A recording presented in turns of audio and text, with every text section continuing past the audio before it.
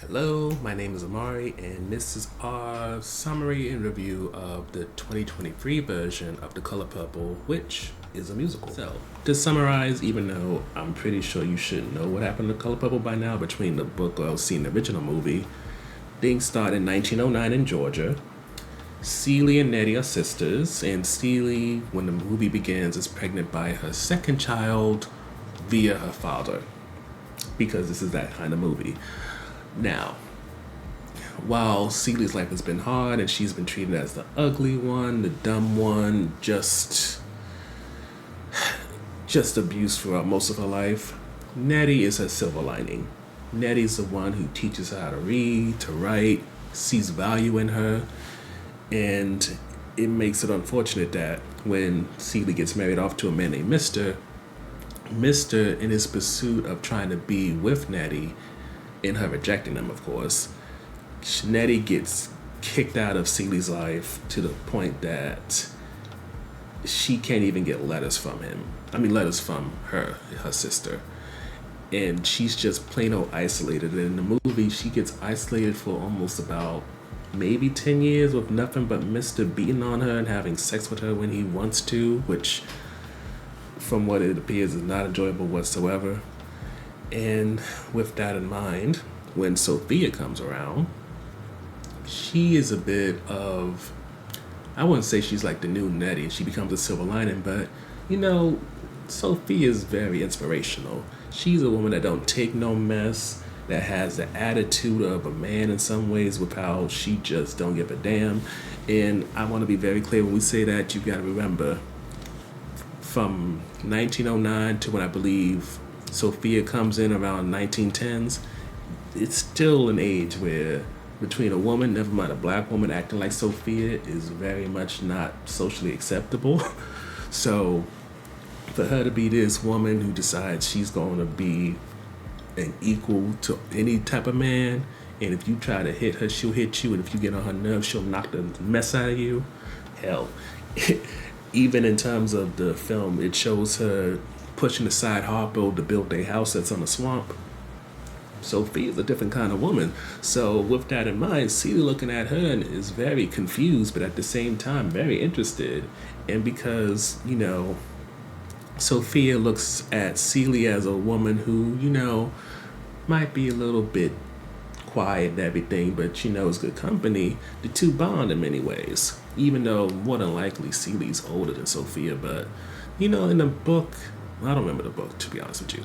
Well, at least not those specifics, but between the original movie and this one, they don't really talk about if there's an age difference, but point of the matter is, Sophia probably becomes Celie's first friend, and then following her is Shug Avery, who...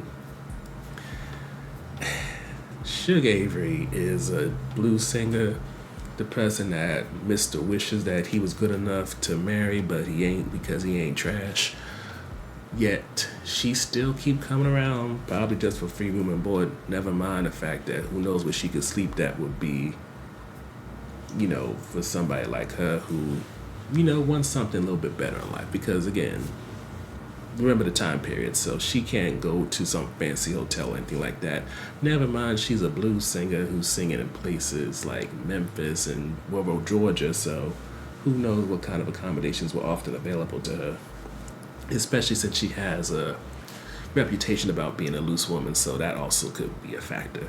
But point of the matter is, Celie befriends her. Shug takes to Celie just like Sophia did, but maybe a little bit more since she gets to see her up close and personal since she lives in the same house.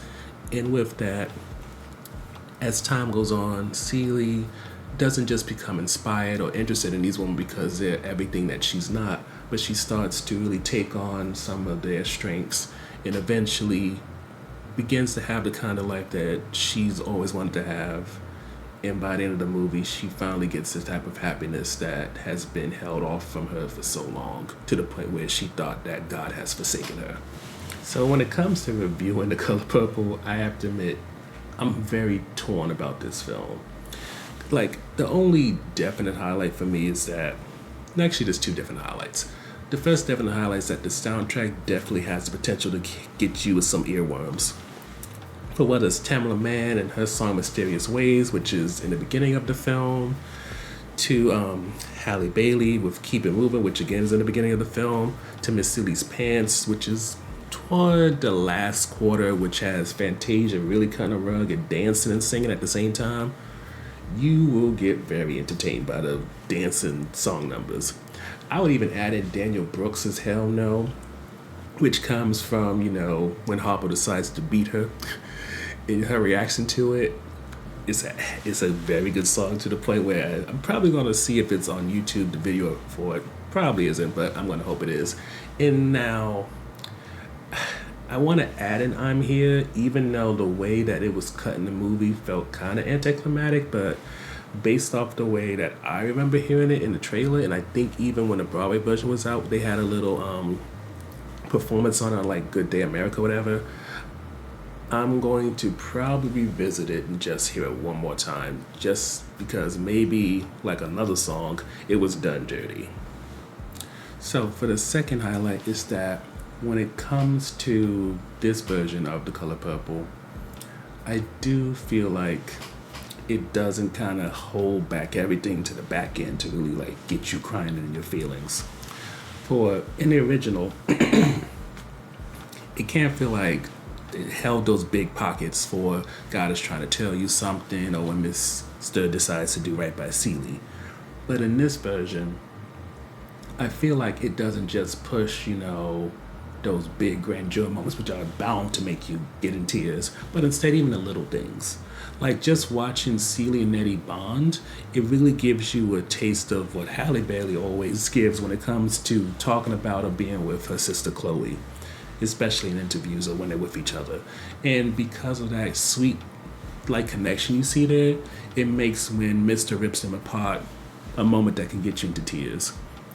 Then when it comes to Danielle Brooks as Sophia, now, when it comes to Danielle Brooks as Sophia, with this film, there's a lot of times when you're going to make comparisons, but I would submit that when it comes to Danielle Brooks, because of how she carves out Sophia, she definitely makes it so that Oprah has her own version, Danielle Brooks has her own version, rather than you feel like Danielle Brooks is basically just remaking Oprah's version of Sophia. And because of that, I feel like you get a little bit more Sophia as a character, especially when it can get you in your feelings, especially after the whole incident with Miss Millie, and you can see Sophia basically turning into almost the way that she saw Miss Seeley in terms of making herself small in order to be, or else feel more protected. And just the way that she portrayed that, it shows why, while some other actors part of the film may not be getting nominations or even accolades for their role, Danielle Brooks is one of the exceptions.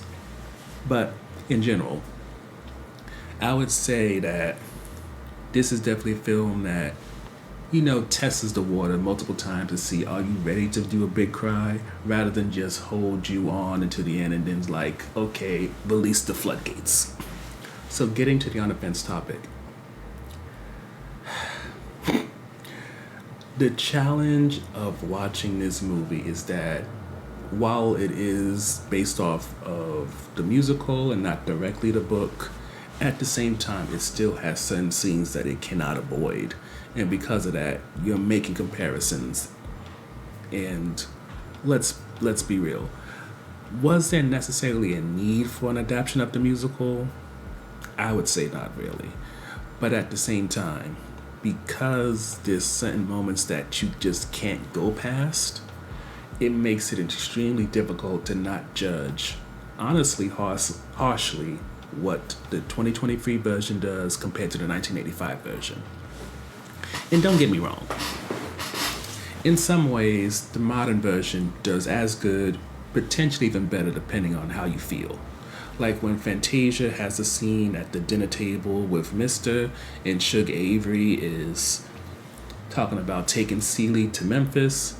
the way Fantasia handles that scene makes it seem like she's channeling a wave of anger that she held back in her personal life because she would have went to jail, but because she has the opportunity to go all the way and people might be strong enough to hold her back, she just goes with it.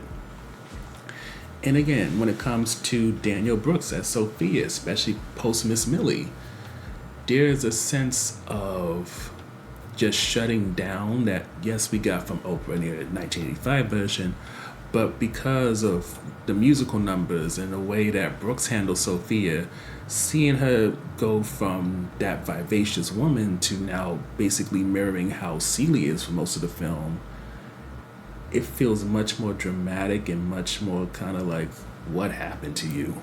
And then when she starts to get teary-eyed about Celie checking in on her and everything, like, I don't remember the reaction that I had watching that in the 1985 version, but I know that I just got a sudden flush of like tears thinking about Danielle Brooks' performance just now.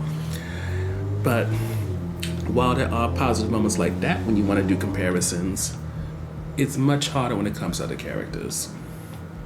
Like Shug Avery, to me, considering all we've seen Taraji P. Henson do from Proud Mary, Empire, Baby Boy, etc., for her to play this role subdued when Shug Avery is such a big character just feels off. And then what doesn't help is that I don't want to say they butcher God is trying to tell you something in terms of the singing, but they shorten that moment to something so small that it's like, don't you realize that this is pretty much Shug's finale after her being introduced as a loose woman and now she's married and now she's trying to win her father back with this song and kind of connect with him, and yet this is how you play things out? It just, them rushing that scene and that song pissed me off so much that it probably took this movie down several notches in the aftermath. But even though I want to praise, what Fantasia does as Celie, there's also the ending that was also like such an iconic moment and scene in the 1985 version that in this version,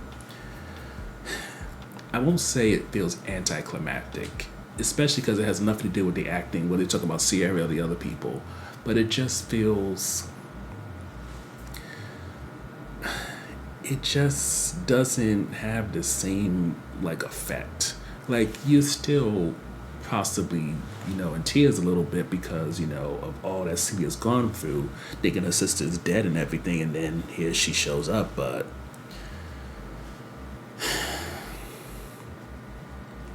there's just a lot of decisions that were made with this movie where at best they were on par with what was given during the 1985 version, but in many ways it didn't match up. And while, again, Fantasia, excellent, Danielle Brooks, good, Halle Bailey also did her thing as young Nettie to the point where I feel like